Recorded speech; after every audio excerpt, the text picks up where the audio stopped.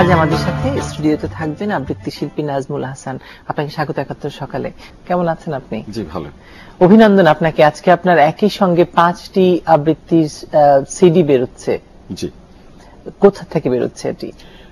মূলত এই সিডি গুলো আসলে অনলাইনে প্রকাশিত হবে, কারণ পাইরেসির যে অবস্থা এবং যে দর্শকগুলো শুনতে চায় তারা ইচ্ছা করলে অনলাইন থেকেই এই সিডির যে পছন্দের কবিতাগুলো বাছাই করে সে অনলাইন থেকে নিয়ে নিতে পারবে বা শুনতে পারবে। বাংলাদেশে এখন অনেকগুলো অনলাইন রয়েছে বা যারা হোম ডেলিভারি দেয় সেই সুযোগ রয়েছে, যাদের মাধ্যমে এই প্রকাশিত হবে এটা।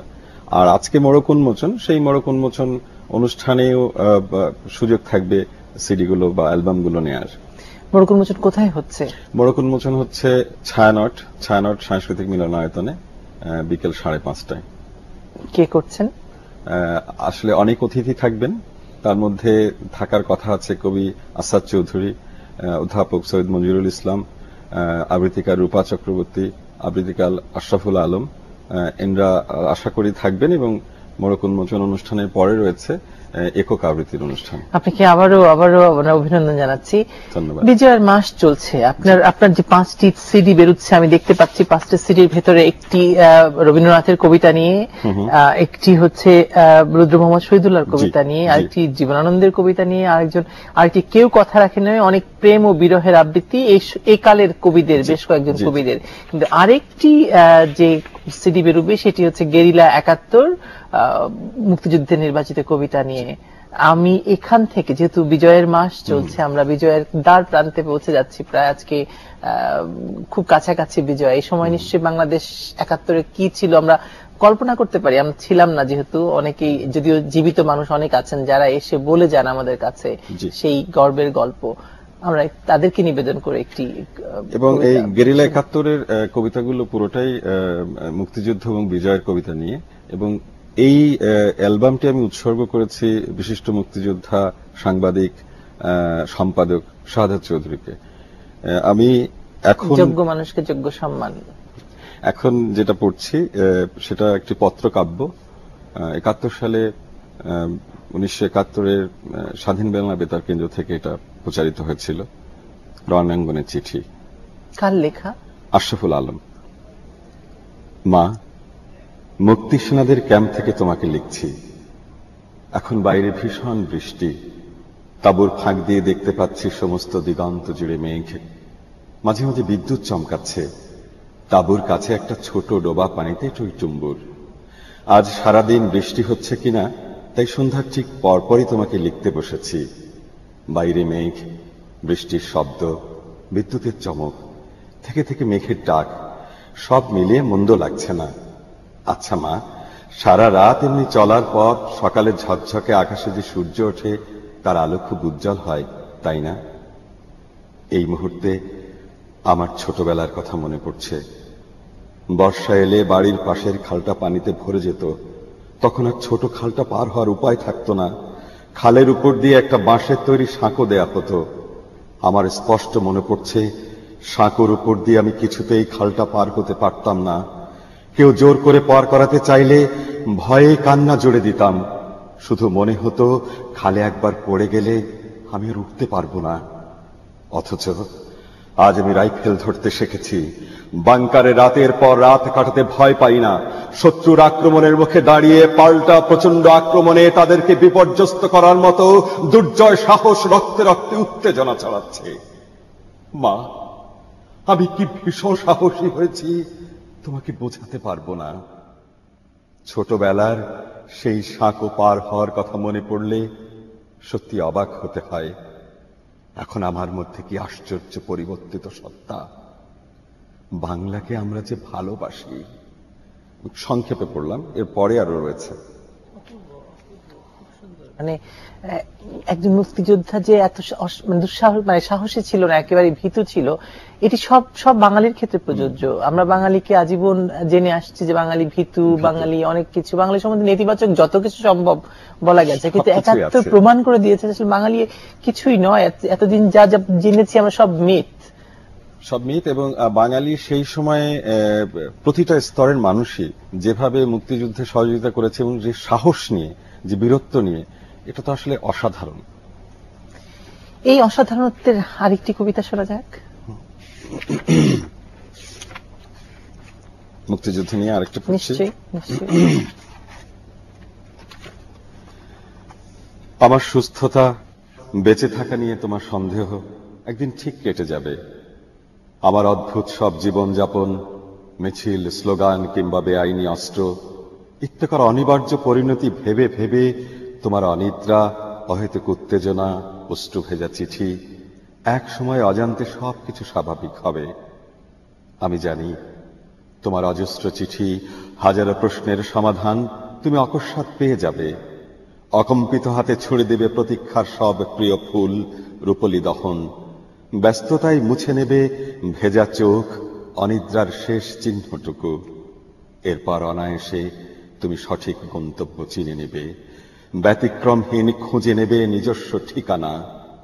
আর আমি কোন দিকে, কোনখানে, কোথায় দাঁড়াবো? একদিকে অনিশ্চিত জীবনযাপন, অন্যদিকে জীর্ণ এক ক্ষয়িষ্ণু সমাজ। আমার সম্মুখে প্রতিদিন প্রতিক্ষণ চক্রান্তের মাকড়সা জাল বনে, হাজারো প্রশ্নের বাণী কেবলই বিদ্ধ করে, কেবলই রক্তাক্ত করে চিঠি। আমি কিভাবে ঠেকাবো সব? বলো, কি জবাব দেব?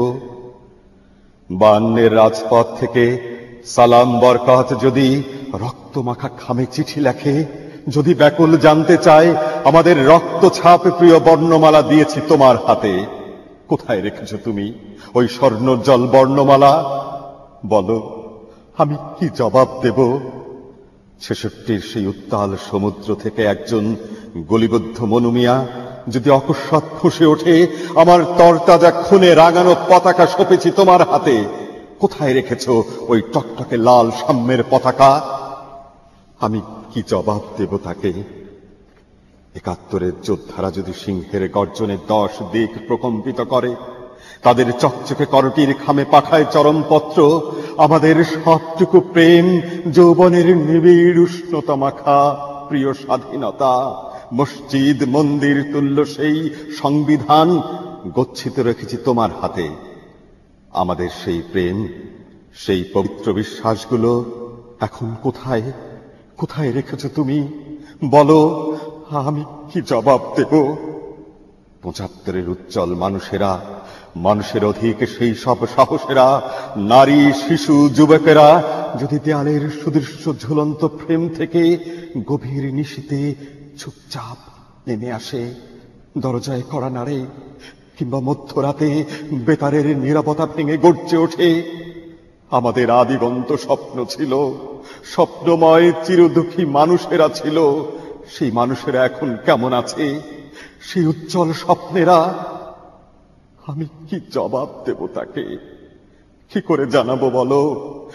এই অক্ষমতা, এই পাপ, এই আত্মঘাতী যুদ্ধ খেলা। শামসুর রহমান, এটা না, এটা মিনার মনসুরের কি জবাব দেব।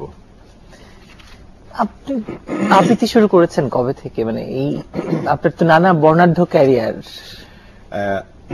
মূলত মাধ্যমিক পার হওয়ার পর থেকেই থিয়েটারের সাথে জড়িত। থিয়েটার তখন আমাদের মনে হতো এক ধরনের আন্দোলন। থিয়েটারে সবসময় এক ধরনের আন্দোলনই ছিল, এখনো আছে। তখন আমাদের কাছে মনে হতো শ্রম মুক্তির, শোষণ মুক্তির আন্দোলন। সেই বিষয়টাকে বুকে ধারণ করে বেড়ে ওঠা, মানে মাধ্যমিকের পরে আসলে নিজের মতামত অনেক কিছু গড়ে উঠতে থাকে নিজের মতো করে। তো সেই সময়ে থিয়েটার, মানে আমি বাগেরহাট থিয়েটার, যেহেতু বাগেরহাটে জন্ম, বাগেরহাট থিয়েটার থেকে আমার শুরু হয়। তখন বাগেরহাট থিয়েটার আসলে একটা মাল্টি ডাইমেনশনাল প্ল্যাটফর্ম ছিল। বিস্তারিত শুনবো, আমি একটু ঘুরে আসি রবীন্দ্র সরোবর থেকে। দর্শক, আবৃত্তি শুনছি নাজমুল হাসান। নাজমুল হাসান, আমরা সময় নষ্ট করতে চাই না, আসলে আমরা আবৃত্তি শুনতে চাই। আপনার আরেকটি সিডি আজকে মোড়ক উন্মোচন হবে, যেটি রবীন্দ্রনাথের কবিতা রয়েছে। আমরা রবীন্দ্রনাথের থেকে আরেকটি আবৃত্তি শুনতে চাই। যতগুলো হবে তার মধ্যে একটি অ্যালবাম হচ্ছে রবীন্দ্রনাথের কবিতা নিয়ে আমি, এবং আজকের অনুষ্ঠানের শিরোনাম হচ্ছে তোমারই যেন ভালোবাসিয়েছি। তো অনন্ত প্রেম রবীন্দ্রনাথের এখান থেকে পড়ছি। বিখ্যাত কবিতা। তোমার এই যেন ভালোবাসিয়াছি শত রূপে শতবার, জনমে জনমে যুগে যুগে অনিবার। চিরকাল ধরে মুগ্ধ হৃদয় গাঁথিয়াছে গীতহার, কত রূপ ধরে পড়েছ গলায়, নিয়েছ সেই উপহার। জনমে জনমে যুগে যুগে অনিবার। যত শুনি সেই অতীত কাহিনী, প্রাচীন প্রেমের ব্যথা, অতি পুরাতন বিরহ মিলন কথা, অসীম অতীতে চাহিতে চাহিতে দেখা দেয় অবশেষে কালের তিমির রজনী ভেদিয়া তোমারই মূরতি এসে, চিরস্মৃতিময়ী ধ্রুব তারকার বেশে। আমরা দুজনে ভাসিয়া এসেছি যুগল প্রেমের স্রোতে, অনাদিকালের হৃদয় উৎস হতে। আমরা দুজনে করিয়াছি খেলা কোটি প্রেমিকের মাঝে, বিরহ বিধুর নয়ন সলিলে মিলন মধুর লাজে। পুরাতন প্রেম নিত্য নূতন সাজে। আজি সেই চিরদিবসের প্রেম অবসান লোভিয়াছে, রাশি রাশি হয়ে তোমার পায়ের কাছে। নিখিলের সুখ নিখিলের দুঃখ নিখিল প্রাণের প্রীতি, একটি প্রেমের মাঝারে মিশেছে সকল প্রেমের স্মৃতি। সকল কালের সকল কবির গীতি। প্রেমের কবিতা যদি এরকম না হয়, ধরুন মানুষ নিজেকে কানেক্ট না করতে পারে, তাহলে বোধহয় সেই প্রেমের কবিতা হয়ে ওঠে না। আমরা আরো একটি কবিতা শুনবো জীবনানন্দের। আপনি জীবনানন্দের একটি অ্যালবাম আছে, বিরতিতে যাব, কিন্তু আপনার আবৃত্তি শুনতে শুনতেই বিরতিতে যাব। আমি একটু বলে আসছি দর্শকের কাছে। দর্শক, আমরা আবৃত্তি শুনছি শিল্পী নাজমুল আহসানের কণ্ঠে। তিনি এখানে আছেন, শুধু কণ্ঠে নয়, তিনি এখানে সরাসরি উপস্থিত রয়েছেন। আমরা আরেকটি বিরতিতে যাব, কিন্তু বিরতিতে যাব তার কণ্ঠে জীবনানন্দের কবিতা শুনতে শুনতে। নাজমুল হাসান। হাজার বছর ধরে আমি পথ হাঁটিতেছি পৃথিবীর পথে, সিংহল সমুদ্র থেকে নিশীথের অন্ধকারে মালয় সাগরে। অনেক ঘুরেছি আমি বিম্বিসার অশোকের ধূসর জগতে, সেখানে ছিলাম আমি আরো দূর অন্ধকারে বিদর্ভ নগরে। আমি ক্লান্ত প্রাণ এক, চারিদিকে জীবনের সমুদ্র সফেন, আমারে দুদণ্ড শান্তি দিয়েছিল নাটোরের বনলতা সেন। চুল তার কবেকার অন্ধকার বিদিশার নিশা, মুখ তার শ্রাবস্তির কারুকার্য। অতি দূর সমুদ্রের পর হাল ভেঙে যে নাবিক হারায়েছে দিশা, সবুজ ঘাসের দেশ যখন সে চোখে দেখে দারুচিনি দ্বীপের ভিতর, তেমনি দেখেছি তারে অন্ধকারে। বলেছে সে, এতদিন কোথায় ছিলেন? পাখির নীড়ের মতো চোখ তুলে নাটোরের বনলতা সেন।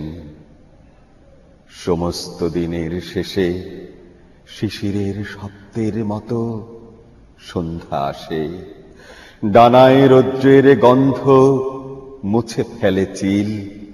পৃথিবীর সব রং নিভে গেলে পাণ্ডুলিপি করে আয়োজন, তখন গল্পের তরে জোনাকির রঙে ঝিলমিল। সব পাখি ঘরে আসে, সব নদী ফুরায় জীবনের সব লেনদেন, থাকে শুধু অন্ধকার মুখোমুখি বসিবার বনলতা সেন। নাজমুল হাসান, আমাদের সময় দৌড়াচ্ছে, কিন্তু এত আবৃত্তি শোনার, এত কবির কবিতা শোনার খুব ইচ্ছে ছিল, হচ্ছে না। জীবনানন্দ শুনেছি, আপনার আরেকটি সিডি বেরোচ্ছে বা অ্যালবাম বেরোচ্ছে রুদ্র মোহাম্মদ শহীদুল্লাহ, তার একটি কবিতা শুনতে চাই। অ্যালবামের শিরোনাম অভিমানের খেয়া, সেখান থেকে অভিমানের খেয়া শিরোনামে একটি কবিতা থেকে পড়ছি। এতদিন কিছু একা থেকে শুধু খেলেছি একাই, পরাজিত প্রেম তনুর তিমিরে হেনেছে আঘাত, পারিজাতহীন কঠিন পাথরে প্রাপ্য পাইনি করাল দুপুরে, নির্মম ক্লেদে মাথা রেখে রাত কেটেছে প্রহর বেলা, এই খেলার কতকাল আর কতটা জীবন, কিছুটা তো চাই হোক ভুল হোক মিথ্যে প্রবোধ, অভিলাষী মন চন্দ্রে না পাক, জ্যোৎস্নায় পাক সামান্য ঠাই, কিছুটা তো চাই, কিছুটা তো চাই।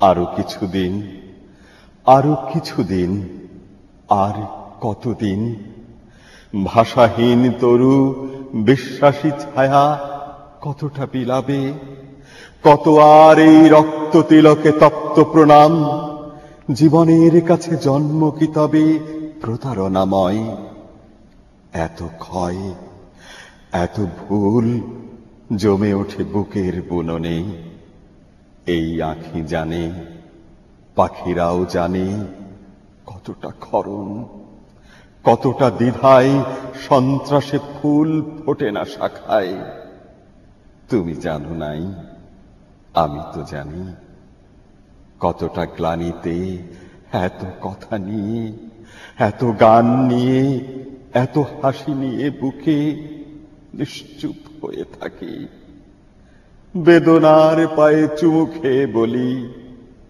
এই তো জীবন, এই তো মাধুরী, এই তো অধর ছুঁয়েছে সুখের শতনুর সুনীল রাত, তুমি জানো নাই আমি তো জানি, মাটি খুঁড়ে কারা শস্য তুলেছে, মাংসের ঘরে আগুন পুষেছে, যারা কোনোদিন আকাশ চাইনি নীলিমা চেয়েছে শুধু, করতলে তারা ধরে আছে আজ বিশ্বাসী হাতিয়ার, পরাজয় এছে কণ্ঠ ছুঁয়েছে লেলিহান শিখা, চিতার চাবুক মর্মে হেনেছে মোহন ঘাতক, তবু তো পাওয়ার প্রত্যাশা নিয়ে মুখর হৃদয়, পুষ্পের প্রতি প্রসারিত এই তীব্র শোভন বাহু, বৈশাখী মেঘ ঢেকেছে আকাশ, পালকের পাখি নিড়ে ফিরে যায়, ভাষাহীন এই নির্বাক চোখ